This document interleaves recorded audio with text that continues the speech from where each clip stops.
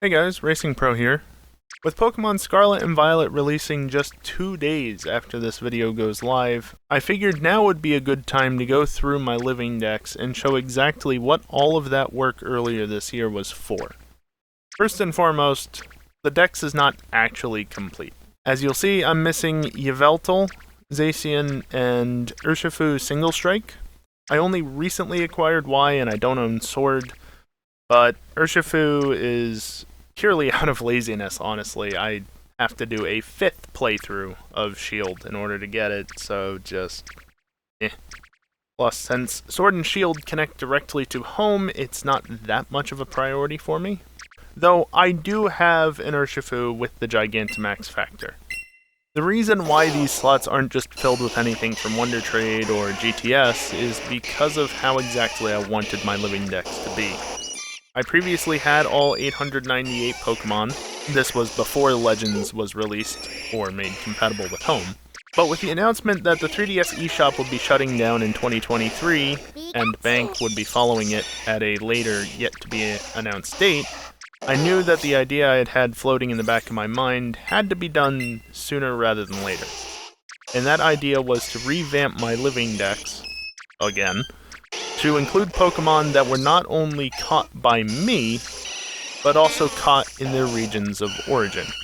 So when you look at a Pokemon's data, they have to have both my OT and my trainer ID for that respective title, and they also had to originate from the region in which they were introduced. So any Pokemon that originated in Kalos had to come from X or Y. Anything from Johto came from Gold, Silver, or Crystal.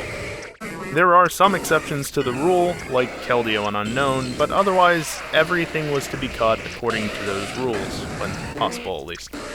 However, I did not have completed saves for every game I would need to complete this goal, thanks to version exclusives. If you've been following the channel prior to the eShop announcement, whether here or on Twitch, then you may have seen the Living Dex playthrough streams and their respective VODs, as well as a couple other key playthroughs I've done. I'll have all the playlists linked for those down in the description, by the way, but those playthroughs were done almost entirely to allow me to complete the decks. Fortunately, I didn't need to replay every single title I would need for this, as I did have completed saves in at least one title from each generation, and many of the more recent Pokemon already met the criteria thanks to my original living decks originating in 2015 or so, maybe 2016, and the first revamp I did in 2019.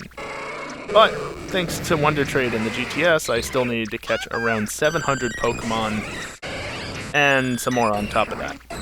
Oh yeah, did I mention I have gender-informed differences in there as well? That ups the count post-Legends to about 1,300 Pokemon, at least how I have my living deck set up. As for how I handled Pokemon that couldn't meet the criteria for anything released exclusively through events, like Zeraora and Zarude, since they cannot meet the criteria legitimately, I opted to just have the appropriate event for the games of origin instead, as that was the easiest solution. The exceptions I listed earlier were due to availability, as Keldeo was only made available to catch in the Crown Tundra for the first time, forcing that to originate from Galar, and Unknown exclamation point and question mark were only introduced as of Fire Red and Leaf Green, so I opted to catch them in Leaf Green, since that is where they originated as opposed to catching them in Heart Gold, not to mention Leaf Green has better odds of encountering them. There may be a couple other exceptions, but there's a lot of Pokemon to go through, and I don't really want to spend all the time going through all of them. There are a few other Pokemon, though, that may catch some people's eyes in this list, but all I have to say is that, well, I received a shiny Zekrom back in 2015 or 2016, back in the days of Alpha Sapphire over Wonder Trade. Said Zekrom originated in White version, as it was caught in N's Castle, and yet it still resides in my home, having not been blocked for transfer or turned into a bad egg. Gen 5 Zekrom could not be shiny. I'll let you draw your own conclusions from what I just said. Anyway, I think that covers all the important bits for this. There's still a lot of Pokemon to tab through, but I don't want to write a script that fills the full length of this video. Really think I'm just winging this? So I'll be taking my leave here.